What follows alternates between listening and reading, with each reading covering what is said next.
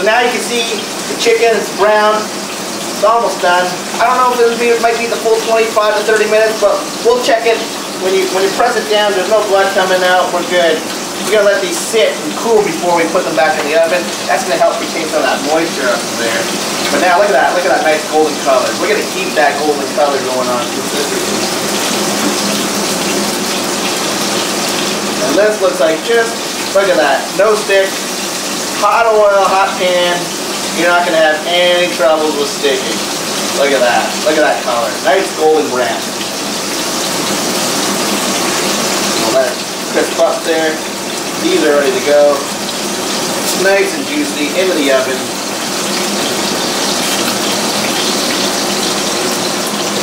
And now, it's almost like mise en place, but everything's like partially cooked. Then you have more time to spend with your guests and your company. Look at that. I wish you could smell this duck fat right now. It smells really, really good. It is delicious. Look at that. Nice color. Now you see, on the inside it's still pink, pretty pink in the middle, so that means we're going to cook it off. But we'll let this cool down for a bit. It'll help get it nice and crispy too. Make sure you put it skin side down.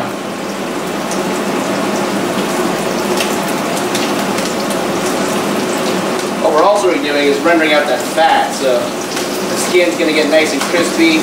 All that fat's going to be rendered out. All that good tasting. It's going to splatter a little bit, but that's okay. Try to keep it nice and hot.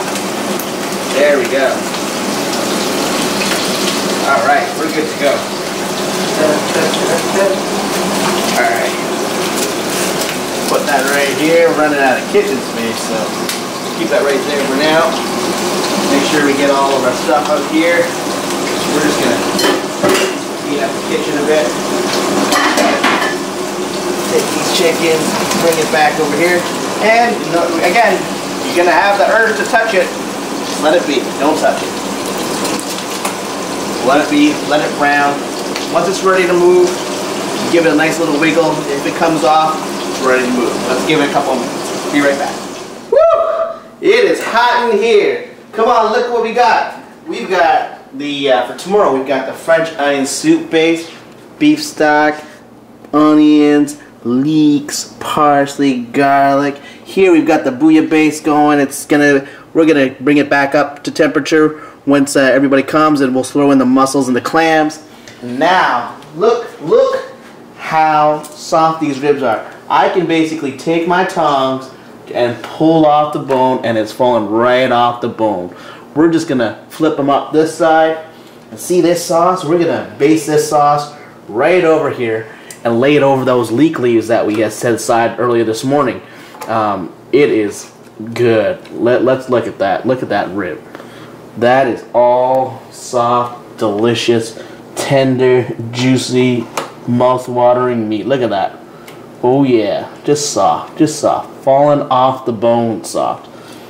Chris, you want to take a little bite? Let's get your piece right here. Look at that. Just tongue soft. Here. Take a deep taste. Let me know what you think. Oh yeah. Oh yeah. Let's have a little taste here. Let me have a little taste here. Oh yeah, right off the bone.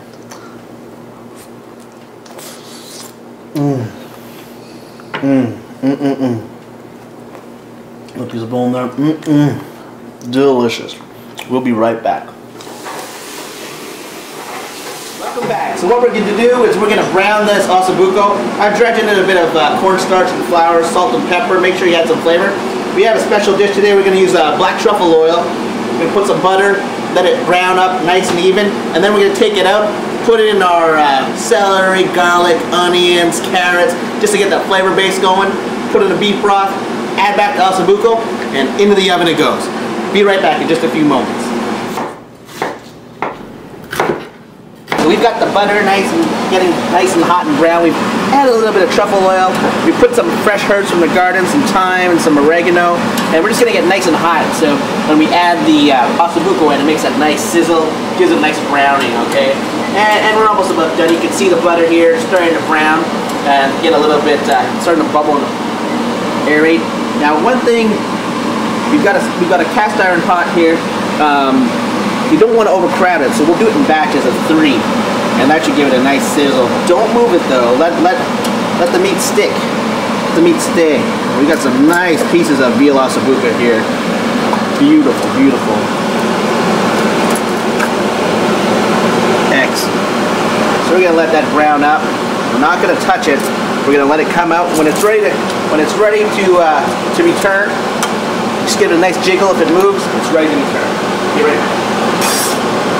Back. So we're gonna put the trinity back together: celery, onions, garlic, and some carrots.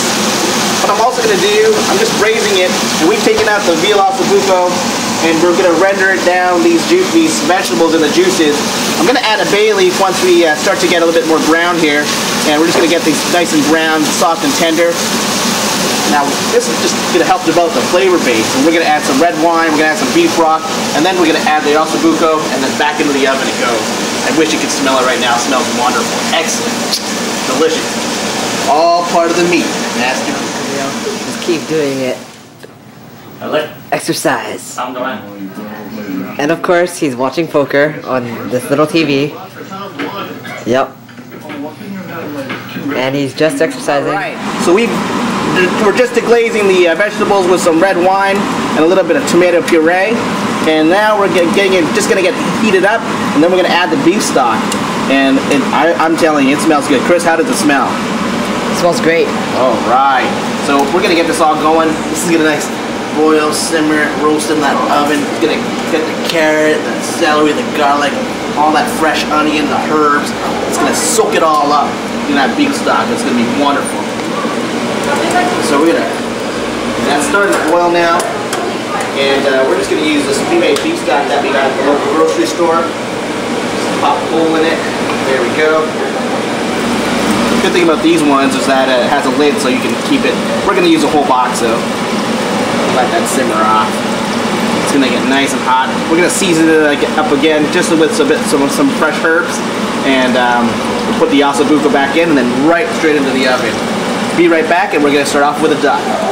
Delicious. Welcome back. We've added the ossobuco back in. It's gonna simmer in the beef stock.